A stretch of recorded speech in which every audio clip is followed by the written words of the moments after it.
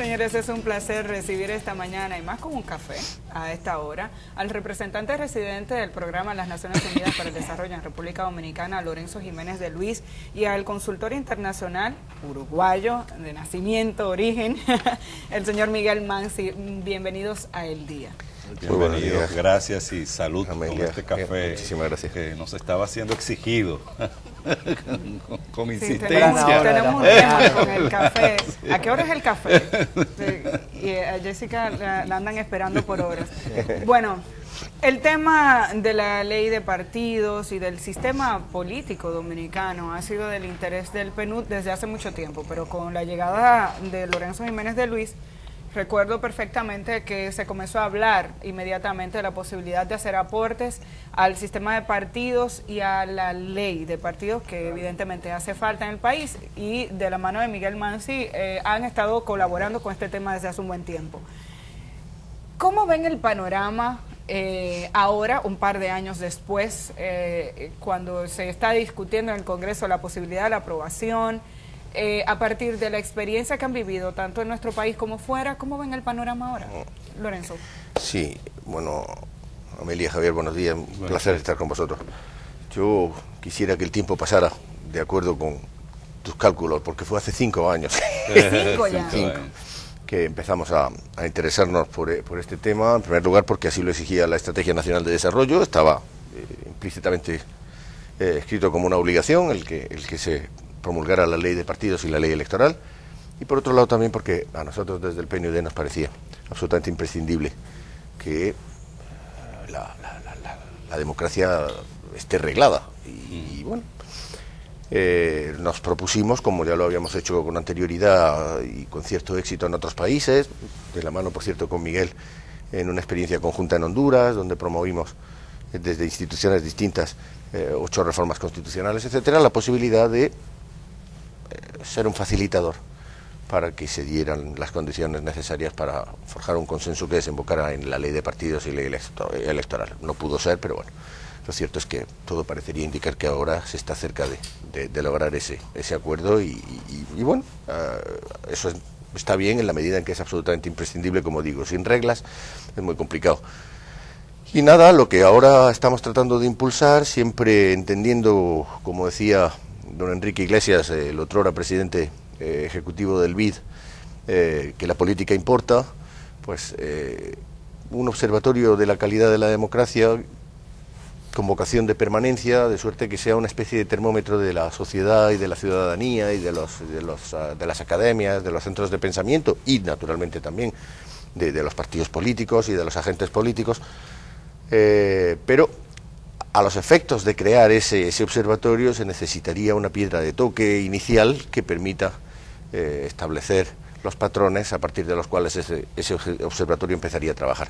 Para lo cual, antes de pasar al observatorio, me quedo con la duda inicial. La expectativa con relación al periodo que tiene en comisión la ley, ¿entienden ustedes que hay posibilidades? ¿Se han tenido algún contacto, no sé, con sectores de los partidos políticos que le permitan ver un poco más allá de lo que nosotros estamos recibiendo a través de las declaraciones de un día después de que se reúne la comisión? Nosotros desde el PNUD no hemos tenido ningún tipo de contacto. Como te dije al principio, fuimos con mucho candor a proponernos como un posible facilitador entre otros muchos. Y en fin, no se consideró positivamente, pero ahora parece que hay negociaciones y hay conversaciones que permitirían desembocar en ese acuerdo.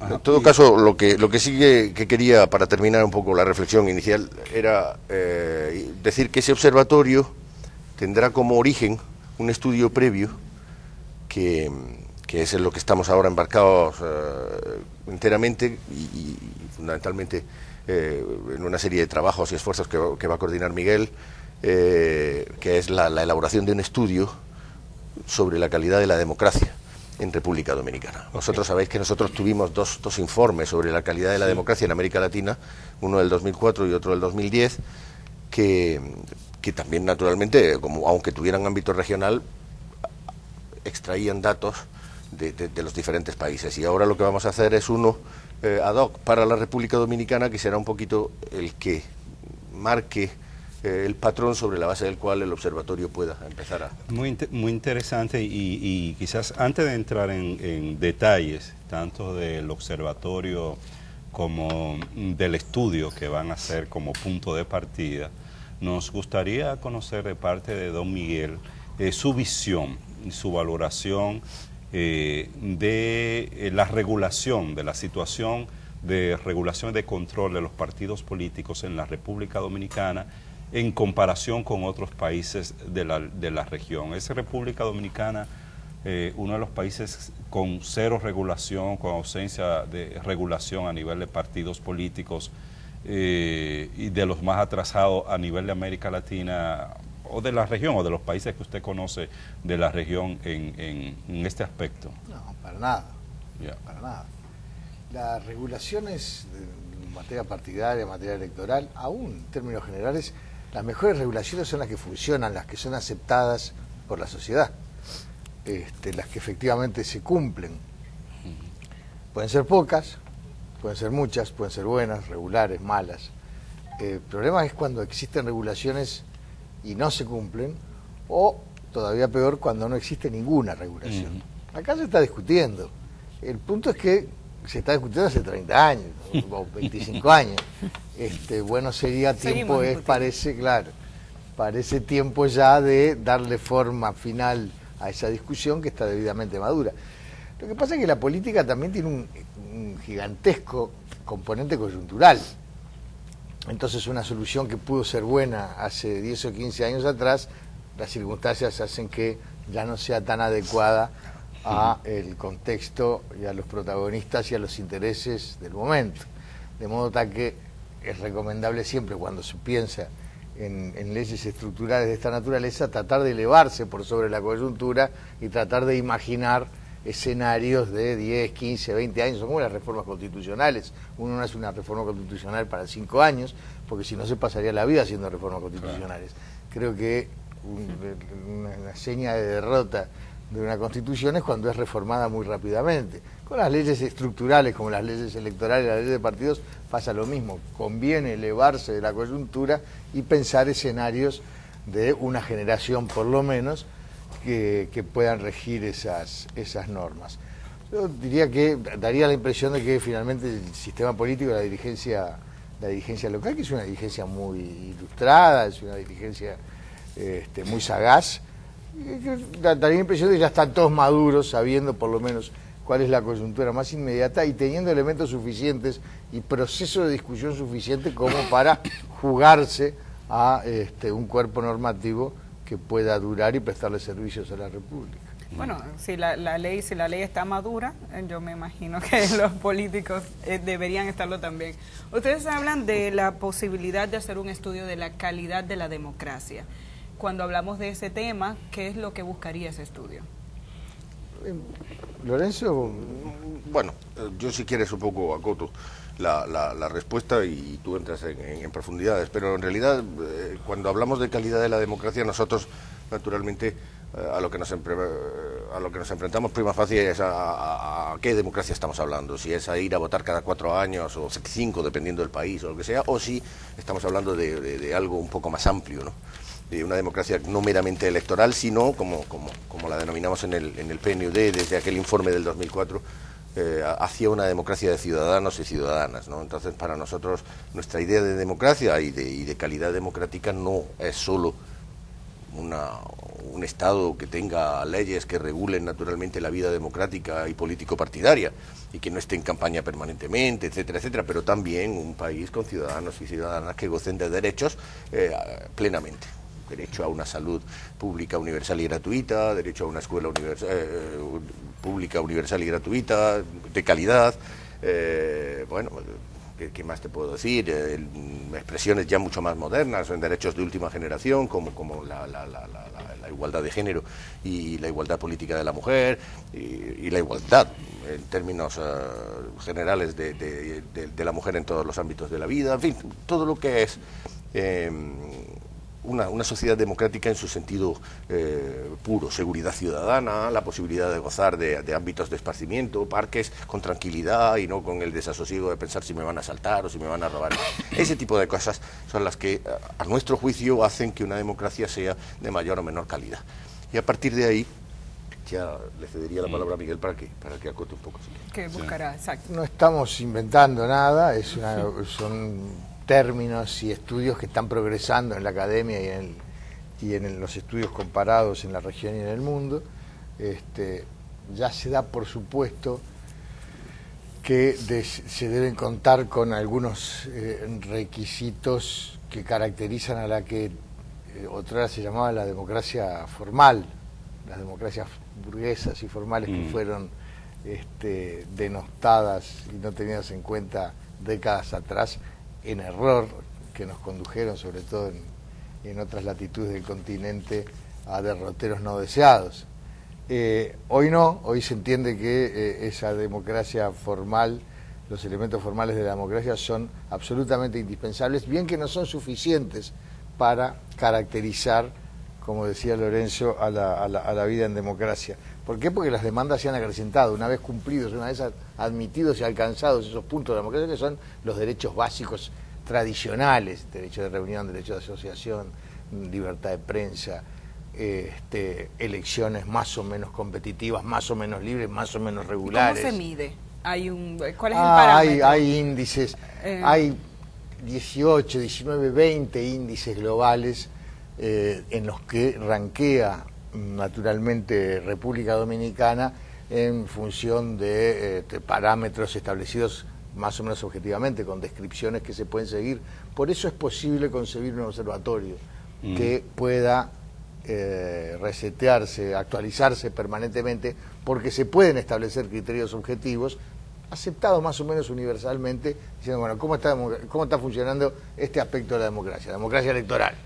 Votan regularmente, se traslada un presidente electo a presidente electo, lo cual afortunadamente en República Dominicana sucede desde el año 78, que si en Dominicana están asentadas las libertades formales, igualmente merecen calificación, unos están mejor, otros están peor. Les adelanto que en términos generales está a media tabla. El país está a media tabla, no está mal, no está entre los primeros países, no está entre los últimos, está a la mitad de la tabla, está aceptablemente bien. ¿Cómo funcionaría el observatorio? Pero y termino, esa es la parte de libertades formales. Y después lo que hablaba Lorenzo, de las libertades sustantivas, sustanciales, los derechos de última generación, en los cuales se incorpora desde ya los servicios básicos fundamentales, cobertura de agua, cobertura de saneamiento, cobertura de luz, cobertura de vivienda, salud, educación, transporte para poder llegar desde la casa al trabajo. Y después la última generación de los derechos de la inclusión, los derechos de género, LGTB, en fin, estas demandas que se vienen sumando, minorías de toda naturaleza, discapacidades especiales, son las demandas que se suman conforme el colchón se ve satisfecho. No es que cuando alcanzamos este punto nos quedamos contentos todos, sino que cuando alcanzamos este punto pedimos más. Claro. Es una y en términos metodológicos... es eso, es definir dimensiones, subdimensiones, indicadores, lo vamos a trabajar en 3 niveles, expresando y dejando un legado metodológico que haga que esto sea muy amigable para que el PNUD, los comunicadores, la academia, el público, pueda después, con relativa facilidad, que esto no sea una herramienta esotérica, sino que con relativa facilidad volver a actualizar en la medida que los datos de base y la investigación de campo se produzca, que la producen entidades locales muy respetables, pero también entidades internacionales, en los que esos 18 o 20 índices que le digo globales en los que rankea República Dominicana, que algunos se publican anualmente, otros bianualmente, otros trianualmente, pero finalmente se puede mantener en permanente actualización. Esos, yo diría, que terminaremos eligiendo, porque siempre hay que acotar, no podemos hacer todo, porque si no es inabarcable, pero 6, 8 dimensiones con otras tantas subdimensiones y otros tantos indicadores. Hay algunos indicadores o estudios internacionales de Freedom House o claro, de Economics. Por supuesto. Van a ser comparables estos datos de eso estamos tratando. En principio hay los internacionales, hay los locales, hay observatorios y gente que está trabajando desde la academia y desde sociedad civil y viene consolidando un trabajo de años vamos a tomar todo eso en principio y a tratar de ponerlo de modo ordenado para acumulativamente poder alcanzar un panorama global de la situación de la calidad de la democracia en el país. ¿Cuál será el objetivo de este observatorio a partir de su creación y de cuál es el programa, la línea programática que está planteándose el PNUD? Yo creo que eso habrá que irlo viendo en función del éxito o el fracaso que la idea tenga originalmente y vaya permeando. Yo quiero señalar, porque hay que ser justos, y así corresponde hacerlo, que esta idea, aunque naturalmente la estamos impulsando desde el PNUD, no estamos solos, vamos a ir de la mano con INTEC. Entonces, la idea sería un poquito el que el observatorio no estuviera en el PNUD de ninguna manera. Esto tiene que ser algo dominicano y en definitiva pues que esté en un centro académico importante y de reconocido prestigio en el país, pues nos parece importante. Entonces, a partir de ahí habrá que ir viendo si eso se consolida, si tiene su peso, si empieza a erigirse en un referente a todos los niveles y desde luego también al nivel político y en definitiva bueno, llega un momento en que el Observatorio para la Calidad de la Democracia en República Dominicana ya sea un hecho que uno considera como algo absolutamente asentado y, bueno, como otros think tanks que existen y que tienen su valor. Esa es la idea, ¿no? Estamos hablando del Observatorio de Calidad Democrática que esta institución junto con el INTEC, ¿no?, van a poner en funcionamiento próximamente y sí nos gustaría tener algunas informaciones sobre la manera en que va a estar funcionando el observatorio. Es decir, una vez realizado este estudio que va a servir como línea de base a partir de la cual se estaría haciendo un observatorio de cada uno de esos indicadores, 18 o 20 indicadores que ustedes definan. ¿Cómo va a funcionar el observatorio? ¿Cada qué tiempo van a estar presentando informes? Si estos informes serían sobre todos estos indicadores o sobre alguno en particular, si además de INTEC estarían interviniendo otras instituciones. La intención sería dejar la semilla plantada con una metodología muy amigable y muy sencilla que pudiera ser abordada. Afortunadamente, como tenemos la asociación de INTEC, sabemos que ahí va a radicar el conjunto duro de la información y del sistema. Pero de cualquier manera que esto se presente públicamente, que quede colgado en las páginas de las instituciones involucradas, de manera que sea de fácil acceso y de fácil actualización por cualquier interesado. Respecto a las actualizaciones, como anticipábamos antes, como las fuentes en general van a ser fuentes secundarias. Tenemos alguna expectativa de repente de cubrir algún agujero con investigación primaria, con fuente primaria, pero básicamente nos vamos a referir a fuentes secundarias internacionales y nacionales, que hay muchas, no hay que inventar la rueda todos los días, hay mucha cosa hecha. Usted mencionó un par de índices, está el Freedom House, está Porter, están los Gini del BM, está el Informe de Desarrollo Humano del PNUD, está la Heritage, está el Cato, está Transparencia Internacional, está Amnistía Internacional y suma y sigue, voy en 10, hay 10 más que producen con regularidad sus informes globales en los que se incorpora República Dominicana. No son todos parejos, no es que todo el mundo entregue su informe todos los años el mismo mes. Entonces la actualización es dinámica. Si terminamos hablando de un set de 10 indicadores, este estará todos los años, este estará cada 2 años, este 3. Hay investigación nacional, están los observatorios de Funglode, Fingus trabaja, Participación Ciudadana trabaja, hay trabajos serios en el terreno.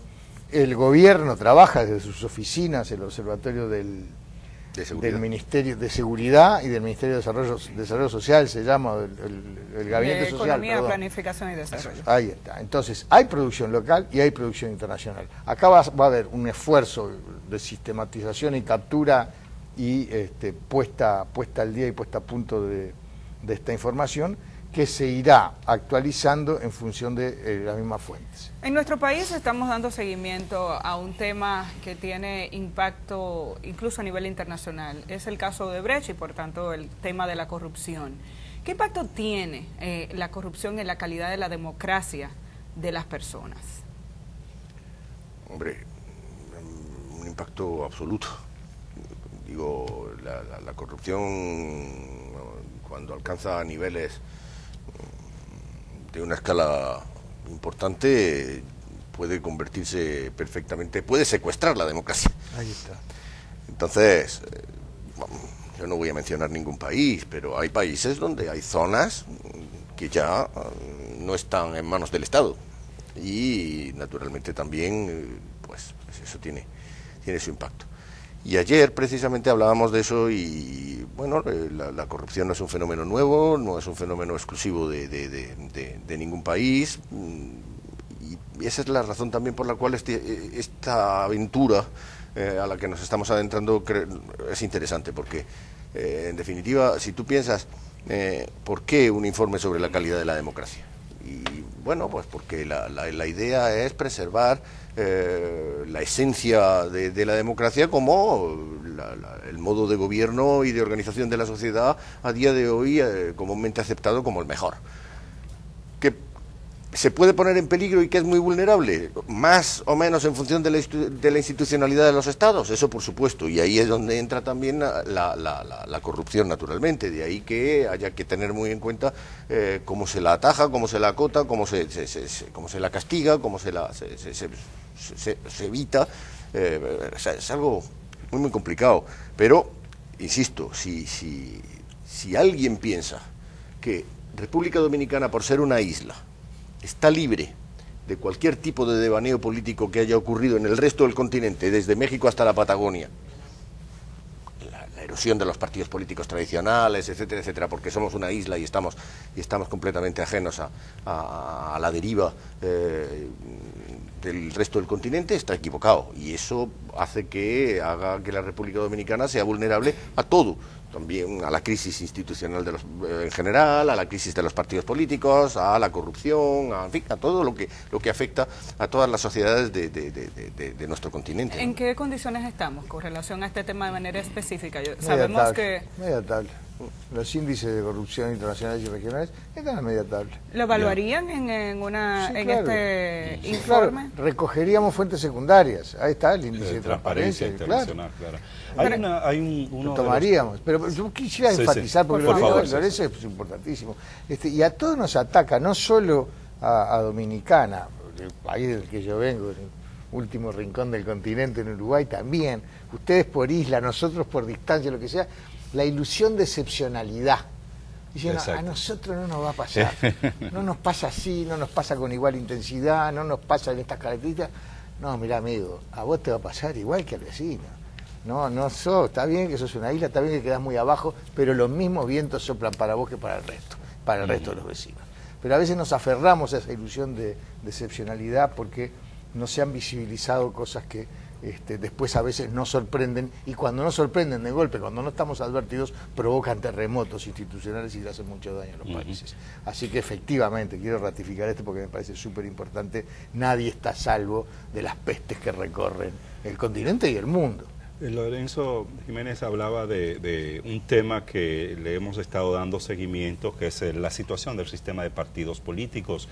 Y uno de los problemas que están padeciendo varios países de la región es no solo la erosión de la confianza, sino la desaparición del sistema de partidos políticos y la emergencia de partidos nuevos, de outsiders, de movimientos políticos poco estables. La República Dominicana todavía tiene una situación en la que exhibe un conjunto de partidos políticos tradicionales relativamente fuertes, pero eso algunos temen de que no dure mucho tiempo. ¿Qué aspectos tener en cuenta para evitar una crisis del sistema de partidos políticos como ha pasado en otros países de la región? Yo le cambiaría el nombre, eso no es una crisis, es un cambio. Esto cambia, se está moviendo. A veces podemos entender que es mejor que cambie, que no queden las estructuras congeladas, estructuras que tienen 50, 70 o 100 años. En mi país los partidos tradicionales tienen 180 años, mi partido va para cumplir 200 años. ¿Sabe qué? Si a mí me dice mañana uno que no es de mi partido, che, ¿no será hora de que desaparezcan? Mire, vas a ver que tenés razón, ¿no? Porque hace tantísimo tiempo que está. por cierto que han dado buenos frutos, por cierto que han cumplido una tarea histórica y que por cierto tienen potencialidad para seguir cumpliendo. Pero no debemos temerle al cambio. Efectivamente las estructuras están en movimiento, están en desarrollo, la democracia misma está en cambio. Hoy hablamos de democracia participativa, antes hablábamos más enfáticamente de democracia representativa, seguramente mañana hablaremos de una síntesis entre ambas, volvemos a reequilibrar los conceptos. Y lo mismo pasa con las instituciones nucleares de la democracia, que son los partidos. Cambian. ¿Por qué? Porque cambia la gente, porque cambian las demandas, porque ya alcanzamos, como hablábamos al principio, alcanzamos otras cotas y esperamos otras cosas. Y de repente esos instrumentos que fueron útiles para construir las repúblicas tal y como las conocemos hoy, ya no lo son para seguir construyendo en adelante en función de las nuevas demandas. De manera que yo creo que es parte del cambio natural que también ocurre en otras disciplinas y en otras áreas del conocimiento humano y de la acción humana, también ocurren en la política. No me preocuparía por eso, me preocuparía por la dirección del cambio. Eventualmente las estructuras hoy sean menos estables, como lo son en general en todo el resto de las relaciones humanas. Han cambiado temas en términos dramáticos, la expectativa de vida, las muertes por guerra, la obesidad frente a la desnutrición, todo eso que habla Harari, que es el librito de moda del año pasado, Homo Sapiens. Hoy muere más gente por accidentes de tránsito que por guerras, hoy muere más gente por sobrepeso y obesidad que por desnutrición, hoy muere más gente por... hoy hay expectativas de vida que antes era igual de mortalidad, hoy conviven 4 y 5 generaciones, hay gente que vive 100 años, ya no es una novedad. Entonces, la gente cambia porque su vida se extiende, cambia de pareja, cambia de profesión, cambia de país, cambia de actividad, cambia, y mucho más rápido que antes. No veo por qué los partidos estarían a salvo de estas circunstancias. Debería ser natural. Yo quiero complementar un poco lo que dice Miguel sin discrepar, pero sí... Discrepe tranquilo. Tú tienes, por ejemplo, me parece que es paradigmático, ¿no? El caso de Uruguay, donde hay un partido, el partido de Miguel, que tiene 200 años, un partido que llevó a Uruguay a ser el país, pues seguramente de la vanguardia, y sigue siendo de vanguardia a nivel continental, en materia de salud, de educación y de democracia, de solidez democrática. Pero hoy tiene características muy marginales en la vida política uruguaya, perdóname, Miguel. Y si la verdad. Ahora, la realidad es que esos cambios son inexorables. Lo que pasa es que hay que tener mucho cuidado con los cambios, de ahí que sea muy, muy importante que haya observatorios, que haya termómetros, que haya equipos que alerten, que señalen la bombillita roja llegado el momento, porque cuando los cambios se están produciendo, pero la expectativa social no se ve satisfecha, ahí sí que se pueden producir situaciones muy, muy, muy peligrosas. Y ya lo decíamos en el informe del 2004, había, no voy a decir qué país, pero un país donde su ciudadanía se expresó diciendo que sacrificarían la democracia en pos de mejoras sociales. Eso es lo que pretendemos evitar, en resumen, con todo este esfuerzo, pues, ¿sabes? Pues queremos agradecerles a ambos el que hayan estado con nosotros aquí. ¿Para cuándo podríamos estar esperando? Marzo, abril del año que viene. Año. Los resultados del estudio.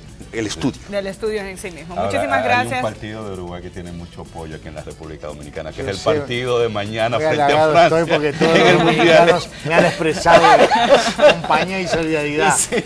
Muchísimas gracias, Miguel Mansi, consultor del PNUD, y a Lorenzo Jiménez de Luis, representante residente del PNUD en República Dominicana. A ustedes también las gracias por acompañarnos. Nos encontramos mañana de nuevo aquí a las 6 de la mañana.